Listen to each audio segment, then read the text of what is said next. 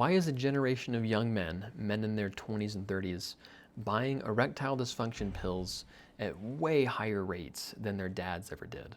Is this a medical issue or is this more of a behavioral issue? That's what we're going to talk about today on the Inner Revolution podcast. Now, before we jump into this episode, I do want to thank our sponsor, which is Anovo Counseling and Wellness. Anovo is a Utah-based clinic who specializes in betrayal trauma, sex addiction, so things like pornography addiction. Sometimes we got to make that clear when I say sex addiction. Sometimes people just think, I'm not going out having sex with a bunch of prostitutes. I'm just, PMOing. I just watch porn. That's what Anovo specializes in, is things like pornography addiction, self-worth, and we also do the lie detection. So if you do have a spouse who you don't really believe and it's hard to start changing because you simply can't believe anything they say, then starting off therapy with a lie detection test can be a great way to have a clean slate and to really start seeing change. If you also have a hard time with the changing of the seasons, like here in the States, it's starting to get really cold.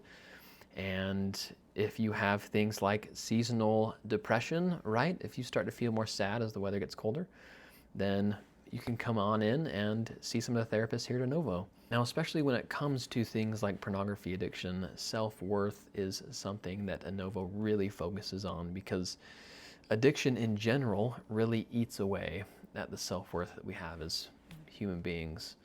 And we have a hard time believing that our worth is actually 100%.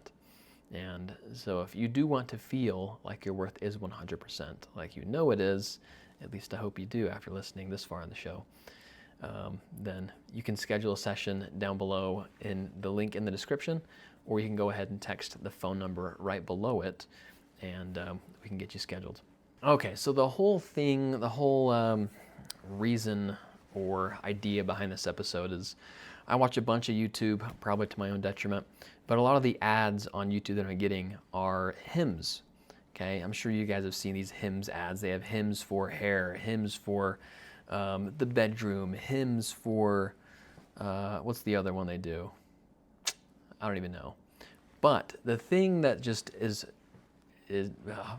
beyond me is that a lot of the ads for the hymns for the bedroom, hymns for the bedroom, things for like erectile dysfunction or premature ejaculation, things like that. It's always the girlfriends or the wives that are saying, yeah, my boyfriend does something super embarrassing and struggles with premature ejaculation. Now, I don't care, but it makes him really insecure and all this stuff. Or he struggles with erectile dysfunction. So you can just take this tiny little blue pill and that's gonna fix everything.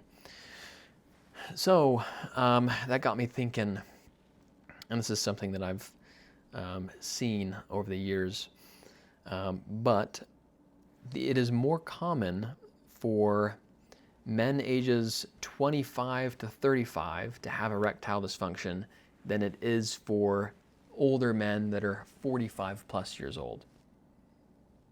Isn't that crazy? And it used to not be that way, right? You used to really only struggle with erectile dysfunction if due to age, simply age, because you're just getting too old, all right? And that's when pills like Viagra and stuff were pretty common then. But now we got hymns for 20-year-olds. Why is that? There are a couple reasons that I want to talk about today. Obviously, a big one is pornography, but I do think that there are other reasons why this is such a problem nowadays. Now, don't get me wrong, hymns isn't the problem here. It's smart marketing. They know their audience. In fact, they know that men nowadays, younger men, are struggling with all this stuff. So hymns, if you're watching this for whatever reason, hey man, don't sue me, all right? I'm also a hymn, okay? So don't worry about it. I'm not using your hymns for hair growth, obviously.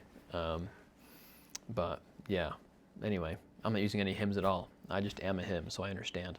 And it's good marketing. You know your audience, so good job. Okay, so I think it's important to know and at least think about that if someone does struggle with something like erectile dysfunction, It's not just an old man thing, and it doesn't mean you're just addicted to pornography. So if someone says, yeah, I struggle with ED, and they're 30, don't just assume that they struggle with porn, okay? There are a lot of different reasons that can contribute to this, porn being one of them, and I think being one of the biggest factors. But it's not on you to just assume that this person struggles with porn if they're trying to actually be vulnerable and open about what they're going through, okay? It is concerning that the research is showing that ED is becoming more common among the younger people rather than just the 45, 50 plus year olds. We used to joke that ED was only for those after you hit retirement, right? Only for those that have retired around 65. Today it's something college students and newlyweds are dealing with on a daily basis. It's becoming a really big deal. Now, here's one of the big problems, I think, with the pills like Hims or Viagra. I mean, you name it, right? The problem is that people just go to the pills to address the symptom rather than trying to fix the actual problem. That's the main concern that I have around just marketing these cheap pills that people can use to fix their ED rather than trying to actually take a deeper look into what is actually going on and what is the cause of this. If it's not pornography, then there's still something there, dude. Most likely it's not just a medical condition. That's very rare. And it's not like this medical condition is all of a sudden becoming more common due to just biology. I don't think that's a thing. So at the end of the day, the problem is not the ED or the premature ejaculation. The problem is that people are relying on this medication rather than trying to actually fix the problem. They're just masking the symptom, just putting a little Band-Aid on it. And sure, that can be helpful. It can help you for the 10 seconds you need in bed, you know? But it's not going to create long-term change that we're looking for. So first, one of the main big contributors to more diagnoses or earlier diagnoses of things like ED and premature ejaculation is pornography. That is the elephant in the room. It's not the only one, but I think it is one of the biggest, if not the biggest contributor. Because all of this hyperstimulating content is going to change or alter your arousal patterns that you have. It can create things like performance anxiety and create unrealistic expectations. And especially when a moment ago I was just talking about self-worth, right? If you don't feel like your self-worth is 100%, you feel like a piece of crap, and you try to be vulnerable with your partner and try and have sex, then yeah, dude, totally. I can see why that's going to be a problem. And over time, based on how much pornography you're watching, right? It's going to reduce the sensitivity you have to actual real intimacy. And it's going to take longer to become aroused because what you see on the phone is not going to be as exciting as or arousing as the real thing. At least if you're really in the slums of it. Really, that's how it is. Your partner is not some photoshopped, super maked up porn star. I mean, if it is, or if she is, then good for you, I guess. Congrats. But most likely that's not the case. So if you are really in the slums of pornography addiction, then it can take slower to actually get excited and to actually feel something, right? Before you actually become intimate with your partner. Now, the big thing here with pornography is that a screen can't reject you. A video doesn't care about your insecurities, but real intimacy does. And it needs vulnerability. And that's why a lot of young men tend to just stray away from it. And they'd rather watch the screen. So there you have it. That's really just the elephant in the room here, right? When you think of, at least for me, when I think of early onset ED, or what's it called, premature ejaculation, then I tend to think of, okay, this person most likely struggles with pornography addiction. Here I am telling you not to judge, right? But here I am. Anyway, so let's talk about a couple other reasons that someone can struggle with this. Because if you don't struggle with pornography addiction, but you're listening to this podcast, I'd be a little confused, but I appreciate you for your support anyway. But if you don't struggle with pornography, then maybe some of these might be contributing to your early onset ED or premature ejaculation. So things like stress, anxiety, and pressure to perform. These day-to-day things, if taken to extreme levels, can really affect your overall physical body and how it literally works. Things like financial strain, career uncertainty, relationship issues, you name it. So things like anxiety shuts down arousal. The body literally cannot multitask. It can't feel like it's in danger and then be super intimate. Sure, you could be maybe sexual with another person, because you think of like prostitutes and things like that. I don't think they really feel safe. So you could definitely do that, right? You can. But real connecting, real intimacy requires that you are vulnerable. And if you're super anxious all the time, I keep doing this, playing with this marker. I really got to put this down. If you are, get a ball. If you are not able to be vulnerable, then it's going to make it harder. I mean, I guess it won't, pun intended, you know what I'm saying? It's going to make it harder, though, to actually be intimate with your partner if you don't feel safe. And in today's world, younger men feel pressure to be good at sex. Or if you're someone who has not had sex or are waiting to have sex or did wait until marriage and you're having sex for the first time and you're, 25, 26, and you don't know what to do, that can also be pretty embarrassing. And so that in and of itself, those feelings of embarrassment can cause your bodies to shut down and be like, nah, like let's protect ourselves here and be done. So sexual performance is not just physical.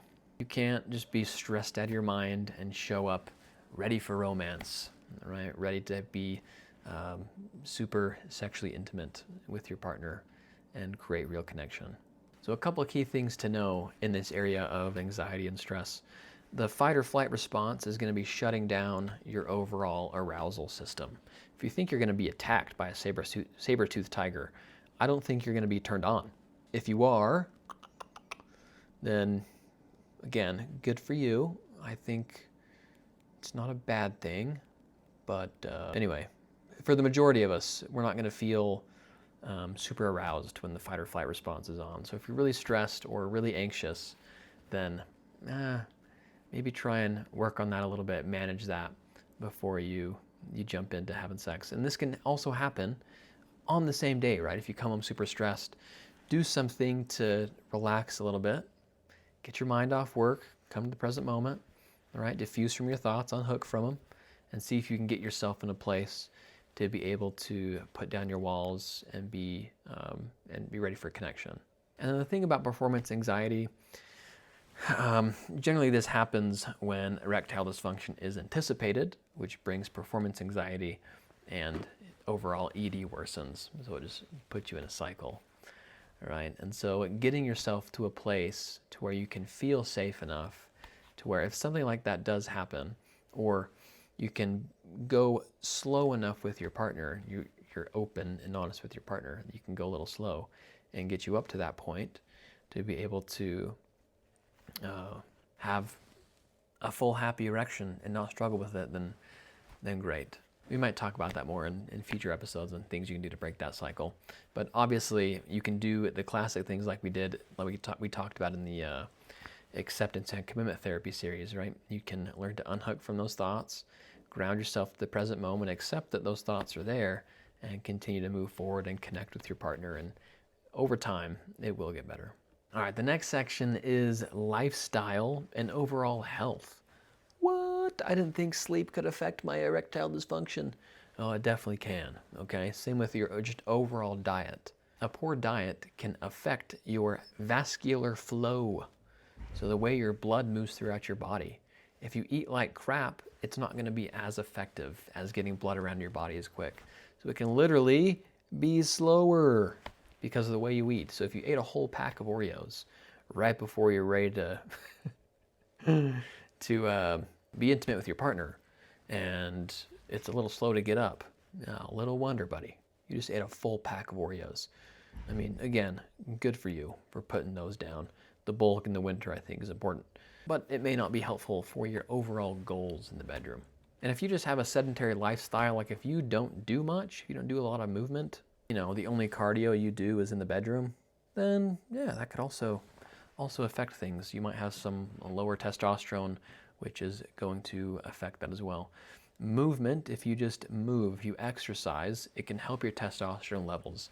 And I'm not going to say it's just going to spike your test levels, which it may not, but it can help. If you are sleep deprived, it's going to lower your libido and your overall testosterone. So make sure you're doing your best to get at least 6 hours of sleep. See, you thought I was going to say like 8 or 7. No, dude, at least get like 6. You'll do fine. Now, the next section here is relationship dynamics and overall emotional safety.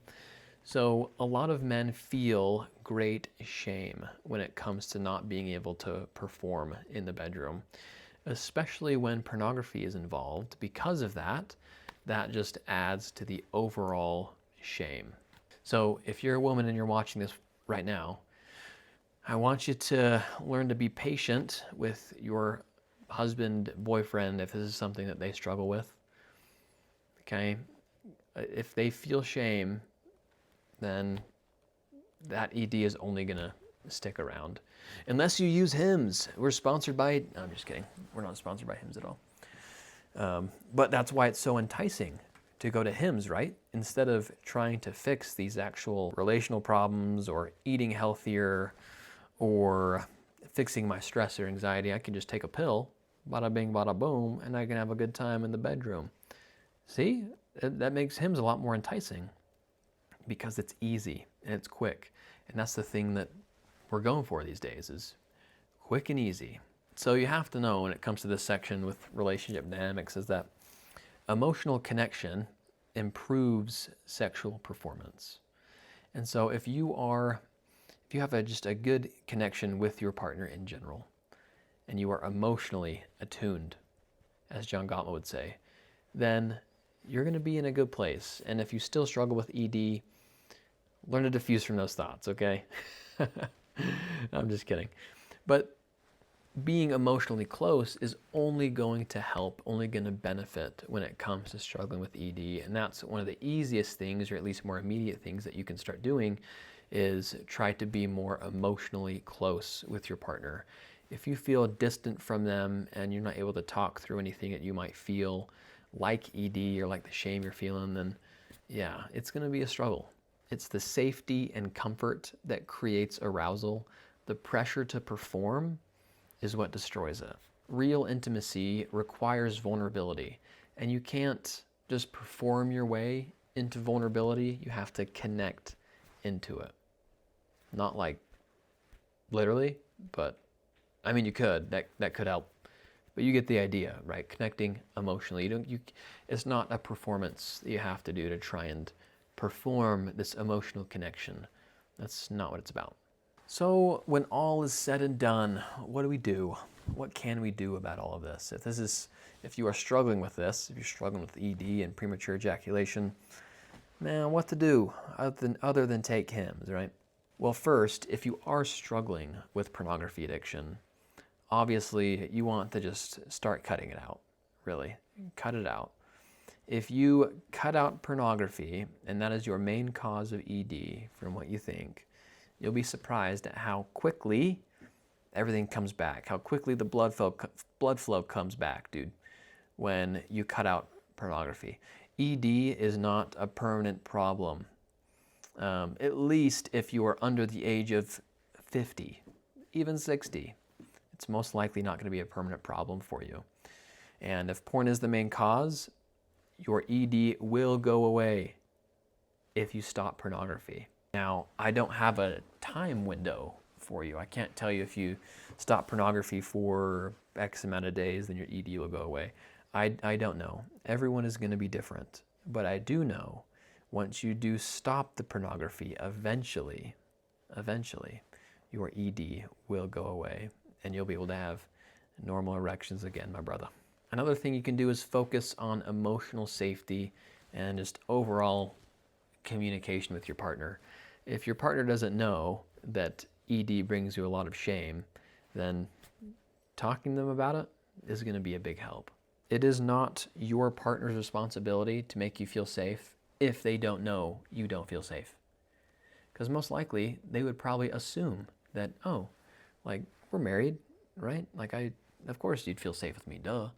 But if you don't, then you've got to tell them. Because if you don't, more than likely they're going to assume you do feel safe. And then you're going to have these problems with ED. They're going to ask what's wrong. You're going to feel shame. You're going to hide it, run away, not talk about it. It's only going to get worse.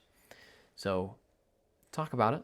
Learn to be vulnerable. Learn to connect in other ways than sex. I know, guys. It's possible, okay? It's possible, and it's necessary to make the bedroom even better. You can then sleep, exercise, and diet. Dude, you do those 3 things, and you cut out pornography, and you get more emotionally close to your partner, forget it, brother. Forget it. Hims on steroids. All natural. You know what I'm saying? For real. But the sleep, diet, and exercise often gets overlooked because it's too simple or whatever. But I mean, it's funny that it's so simple that people don't even do it nowadays. But making sure your body is actually in a place to be able to supply the blood flow when you need it, baby. That's going to be really important. And then we've just got to normalize healthy sexual responses and expectations. So if someone isn't performing right out of the gate like a steed, that's okay. It's not a bad thing. Especially if you're coming into sex right after a marriage for the first time, right? And you're freaking quarter of the way through your life and you're having sex for the first time. Obviously, nothing wrong about that. But it can, the expectations around performance can weigh pretty heavily, and you may not know what to do.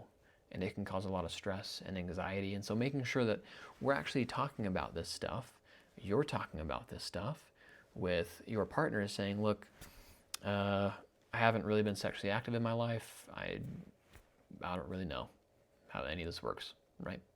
Like, it goes in the belly button, right? Like, no, it doesn't. That's a real thing, you guys. You think I'm joking, but some people, you just don't know. You don't know what you don't know. So just make sure we talk about these expectations and you're open about it. So if men just change the way we sleep, eat, move, and emotionally connect, a lot of them will never have to get the pill. That's it. Hims would go out of business. Again, Hims, nothing against you. I am a Him. Don't sue me. I'm just saying. We don't need to medicate an entire generation of men into performing sexually. We just simply need to be more open about it and teach how to emotionally connect and how to actually become the person that you want to be without these pills. You don't need them. Better sex isn't just found in a pill. It's something that you build, and it can take a lot of work. But you guys, it is possible. Okay, it is possible. Don't just rely on the pill. Obviously, in the meantime, as you're working through things, dude, take the pill all you want. That's great. But if you're just relying on it without working on yourself, then we got a problem. So listen, man, you got this. Your worth is 100%. You are lovable as you are, and nothing can ever change that. You are enough. You can also become the person that you've always wanted to be. Is that going to take work? Abso-freaking-lutely. It's going to take a ton of work, but it's worth it, and you can do it. Thank you guys for watching. Talk to you in the next episode.